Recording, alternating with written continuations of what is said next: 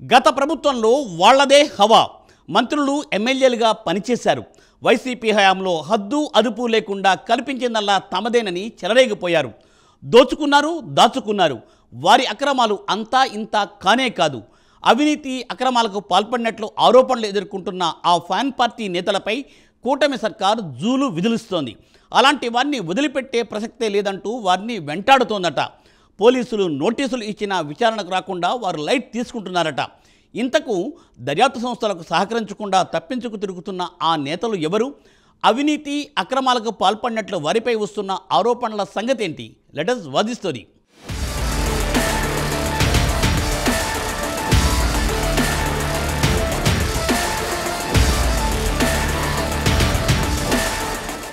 వాళ్ళంతా వైసీపీ హయాంలో మంత్రులుగా పనిచేశారు. కొన్నేళ్ల పాటు హవా కొనసాగించారు. అధికారం ముసుగులో అవినీతికి పాల్పడ్డారని తీవ్ర ఆరోపణలు ఎదుర్కొన్నారు. ఇప్పుడు వారిపై కేసుల ఉచ్చు బిగుస్తోంది. వైసీపీ ప్రభుత్వంలో అవినీతి అక్రమాలకు పాల్పడినట్లు ఆరోపణలు ఎదుర్కొంటున్న ఆ పార్టీ నేతలపై కూటమి సర్కార్ స్పెషల్ ఫోకస్ పెట్టిందట. వైసీపీ హయాంలో మద్యం స్కామ్ వ్యవహారం మొత్తం కసిరెడ్డి రాజశేఖర్ రెడ్డి చుట్టే తిరుగుతోందట. దీంతో సిట్ విచారణకు రావాలంటూ కసిరెడ్డికి ఎన్నిసార్లు నోటీసులు ఇచ్చినా ఆయన డుమ్మా కొడుతున్నారట. బుధవారం విచారణకు రాకపోవడంతో మళ్లీ నోటీసులు ఇచ్చారట అధికారులు. మరి ఈసారైనా కసిరెడ్డి విచారణకు వెళతారా? ఒకవేళ వెళ్లకుంటే సిట్ అధికారులు ఏం చేయబోతున్నారనే ఉత్కంఠ మొదలైంది.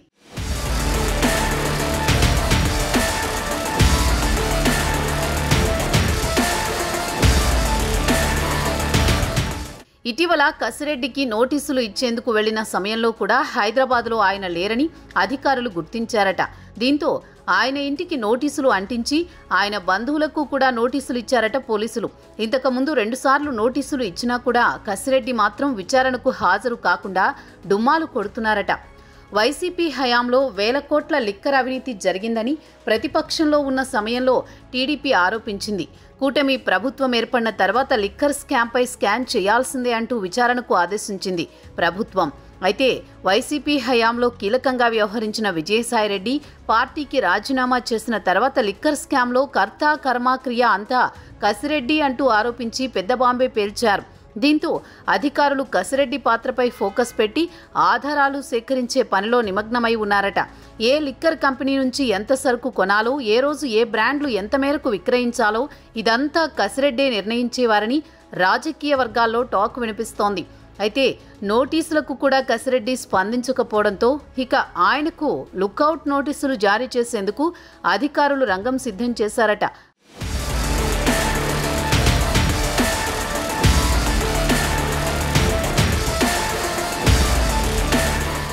మరి కసిరెడ్డి పోలీసుల నోటీసులకు స్పందించి విచారణకు హాజరవుతారా లేదా అనేది ఉత్కంఠగా మారింది. ఇక క్వాడ్స్ అక్రమ తవ్వకం దోపిడీ వ్యవహారంలో ఆరోపణలు ఎదుర్కొంటూ విచారణకు రాకుండా తప్పించుకుని తిరుగుతున్న మాజీ మంత్రి వైసీపీ నెల్లూరు జిల్లా అధ్యక్షుడు కాకాని గోవర్ధన్ రెడ్డి చుట్టూ పోలీసులు ఉచ్చు బిగిస్తున్నారు. విచారణకు హాజరు కాకపోవడంతో ఇక లాభం లేదని ఆయనపై లుకౌట్ నోటీసులు జారీ చేశారు. క్వాడ్స్ అక్రమ తవ్వకాల కేసులో కాకానిపై కేసు నమోదు కావడం, విచారణకు రావాలని ఎన్నిసార్లు నోటీసులు ఇచ్చినా ఆయన లెక్క చేయడం లేదట. నోటీసులను తీసుకునేందుకు కాకాని ఇంట్లో ఉండడం లేదట. అయితే ముందస్తు బెయిల్ ఇవ్వడానికి హైకోర్టు నిరాకరించడం తదితర పరిణామాల నేపథ్యంలో కొద్ది రోజులుగా కాకాని ఎవరికీ కనిపించకుండా అజ్ఞాతంలోకి వెళ్లిపోయారట. ముఖ్యంగా హైకోర్టు ఆయన బెయిల్ పిటిషన్ను డిస్మిస్ చేయడంతో కాకానిని అరెస్ట్ చేసేందుకు పోలీసులు అన్ని ప్రాంతాల్లో విస్తృతంగా గాలిస్తున్నారట. కాకాని కోసం దాదాపు 7 ప్రత్యేక బృందాలు రంగంలోకి దిగాయని సమాచారం.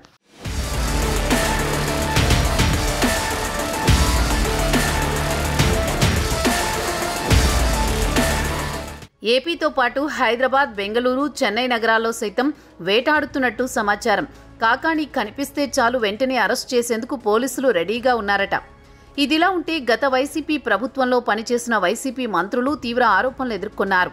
కూటమి ప్రభుత్వం ఏర్పడగానే వారి లెక్క తేల్చేందుకు సిద్ధమైంది. మాజీ మంత్రి పెద్దిరెడ్డి రామచంద్రారెడ్డి ఇప్పటికే పలు ఆరోపణలు వచ్చాయి.